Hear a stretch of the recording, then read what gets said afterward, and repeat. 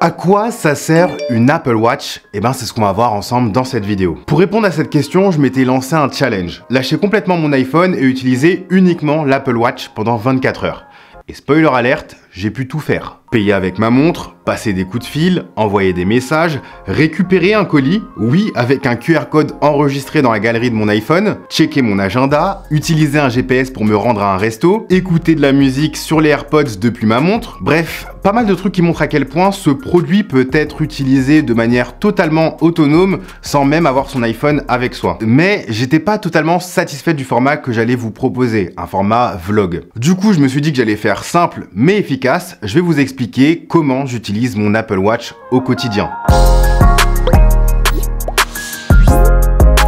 On n'en parle jamais dans les vidéos, mais pour moi, l'une des plus grandes forces de l'Apple Watch, comparé à ses concurrents, c'est sa sélection de cadrans. Je suis pas quelqu'un qui aime particulièrement les montres, et je suis encore moins un collectionneur de montres de luxe, donc il faut que le truc que j'ai au poignet me soit utile et qu'il m'apporte une plus-value. Et pour moi, le côté utile de l'Apple Watch se trouve dans la faculté de proposer, de rendre accessible une information ou une fonctionnalité super rapidement. Sur l'Apple Watch, il y a tout un tas de cadrans super jolis. Certains plus graphiques, plus design, certains plus classe, mais moi, mes préférés, ce sont les modulaires. Pourquoi? Parce que c'est un bon compromis entre information et fonctionnalité. Typiquement, sur mon cadran, j'ai en plein milieu la météo, c'est une information dont j'ai accès en un coup d'œil. J'affiche aussi l'état de la batterie, la date et l'heure sous forme numérique. Ça va plus vite à lire que les aiguilles. Et en bas, j'ai e-message, je vois si j'ai un message auquel je dois répondre. J'ai aussi Shazam, par exemple, si j'entends une musique que j'aime bien dans un magasin ou à la télé ou même sur internet, bah en un clic, je lance une recherche. Et en bas à droite, j'ai le minuteur, comme ça, si je veux lancer un minuteur d'une minute, 2 minutes, 5 minutes, 10 minutes, peu importe, je le fais en 2 clics, c'est super rapide. Pour moi qui utilise des montres connectées depuis pas mal d'années, j'ai commencé depuis la Gear S3 classique de Samsung, ensuite les Galaxy Watch, j'ai utilisé celle d'Oppo, celle de Huawei, celle de Google, la dernière qui est sortie. Bah, je trouve qu'aucune de ces marques n'a réussi à proposer ne serait-ce qu'un seul cadran aussi personnalisable et aussi complet niveau complication. Et je vous assure que les cadrans de l'Apple Watch, ça paraît bête comme fonctionnalité, mais c'est génial au quotidien. S'il fallait trouver une autre fonctionnalité qui est synonyme de praticité au quotidien, ça serait la fonctionnalité à l'écoute. En fait, à l'écoute va se lancer automatiquement dès lors que vous allez jouer du contenu sur votre iPhone. Par exemple, je mets mes AirPods aux oreilles, je lance une musique ou un podcast sur mon iPhone, je le range dans ma poche et je vais pouvoir gérer le contenu depuis ma montre. Changer de musique, mettre pause ou lecture, augmenter ou baisser le volume avec la couronne de l'Apple Watch. Et j'ai même accès à AirPlay. Si je rentre chez moi, bah, je peux balancer le son sur ma barre de son ou sur mes HomePod. C'est pratique parce qu'à l'écoute fonctionne avec toutes les applications dès lors qu'il y a de l'audio. Et surtout, ça s'active dès qu'on lève le poignet. Donc il n'y a pas besoin d'aller fouiller dans l'appli spécifique ou quoi que ce soit. C'est accessible dès la levée du poignet. Donc il y a plein de moments dans la vie quotidienne où j'ai pas mon iPhone sur moi, mais par contre j'écoute de la musique soit sur les enceintes ou soit dans mes écouteurs, et du coup je peux gérer tout ça depuis ma montre super rapidement. Localiser son iPhone aussi, c'est super rapide et super simple avec son Apple Watch. Je vous raconte pas combien de fois j'ai perdu mon iPhone comme par hasard juste avant de partir quelque part, et du coup faire sonner son iPhone avec l'Apple Watch en moins d'une seconde en faisant un petit swipe et un clic, c'est génial. Le fait que l'Apple Watch déverrouille mon Mac, ça aussi c'est génial. J'ai même pas besoin de taper mon mot de passe tant que je la porte à mon poignet. Je peux pas vous parler d'Apple Watch sans parler d'Apple Pay, ça va de pair pour moi. Un double clic sur le bouton latéral et c'est prêt. On peut payer sans contact à la caisse d'un supermarché, à un distributeur de bouffe ou de boisson, que sais-je. Tant qu'il y a une borne de paiement sans contact, on peut payer avec son Apple Watch. Et en plus, il n'y a pas de limite de paiement, donc ça peut être 10 € comme 1000 €.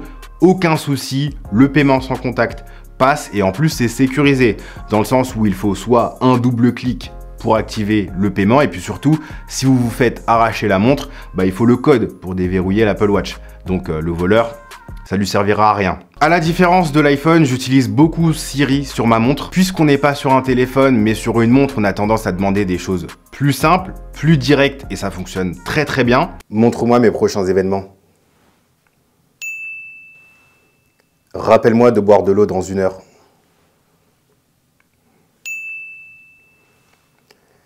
Lance un minuteur de 10 minutes. 10 minutes, top chrono. Mets une alarme à 8 h du matin. C'est fait. Éteins les lumières du bureau. J'ai envoyé la requête. Tout ça, ce sont des choses que j'aurais pu demander à Siri sur l'iPhone, évidemment, mais ça serait moins naturel parce que sur l'iPhone, on a une interface qui se prête au tactile avec des boutons plus gros. Sur l'Apple Watch, on a tendance à vouloir aller droit au but et donc la voix, c'est ce qui permet d'aller le plus vite. Je vous parlais d'alarme à l'instant, le fait de pouvoir être réveillé avec des vibrations à son poignet, sans faire de bruit, sans réveiller son partenaire, ça aussi, c'est agréable. D'autant plus qu'avec l'Apple Watch Ultra, j'ai pris l'habitude de dormir avec ma montre au poignet pour profiter de l'analyse du sommeil. Alors cette fonctionnalité n'est pas exclusive à cette montre, mais vu que la batterie est supérieure au modèle classique, on a tendance à l'utiliser davantage pour ce genre de fonctionnalité. Et franchement, c'est plutôt efficace et proche de la réalité. Elle détecte bien mes différentes phases de sommeil, sommeil profond, sommeil paradoxal, les moments d'éveil quand ça arrive à cause de bébés qui pleurent. Et donc c'est intéressant d'avoir ce genre de données grâce à l'Apple Watch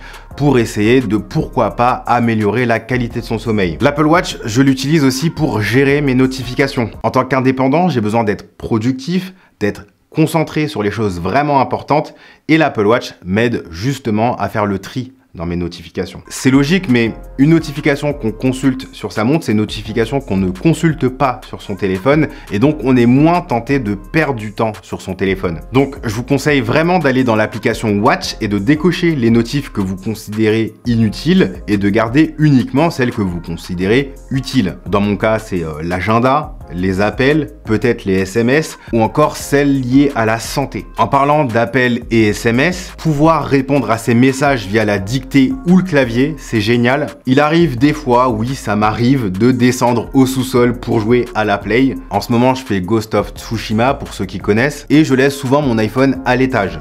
Quand je reçois un appel, j'ai la notification sur ma montre et je réponds grâce au haut-parleur et au micro de la montre. Quand je suis dehors et que j'ai mon iPhone dans ma poche, si je reçois un appel, je décroche sur ma montre et j'ai l'audio dans mes AirPods. Ça paraît anodin, mais le téléphone, la montre, les écouteurs qui fonctionnent en parfaite symbiose sans avoir à configurer quoi que ce soit, c'est ce genre de petits détails qui te font kiffer un écosystème de produits qui fonctionnent ensemble. Et j'ai un autre usage très spécifique mais très écosystème avec ma montre et mon téléphone, c'est pouvoir utiliser mon Apple Watch comme écran de retour pour mon iPhone. J'utilise beaucoup mon iPhone pour faire des TikTok. Le dernier que j'ai tourné à l'iPhone, c'est pour la DualSense Edge qui a dépassé les 500 000 vues.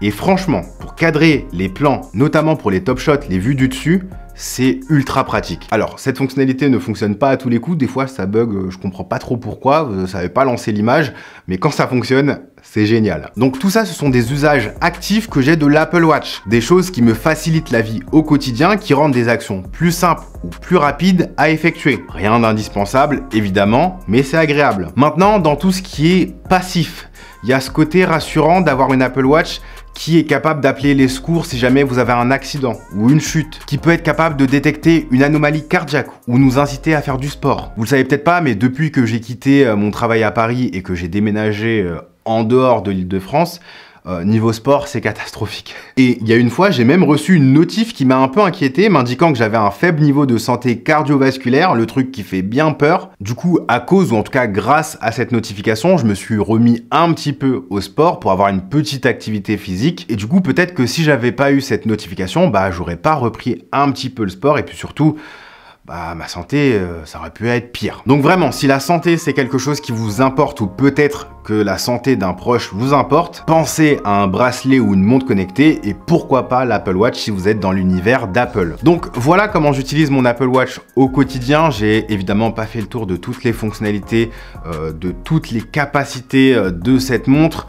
Je trouve que c'est un produit qui est très personnel, donc chacun aura ses motivations, ses raisons, ses usages spécifiques de la montre. Moi, j'aime énormément ce produit pour les usages que je vous ai donnés dans cette vidéo, mais aussi pour son design, évidemment, pour ses designs différents. J'espère en tout cas que cette vidéo vous aura plu. Si c'est le cas, n'hésitez pas à la partager, à lâcher un gros pouce bleu et le petit commentaire qui fait plaisir. Quant à moi, je vous dis à la prochaine.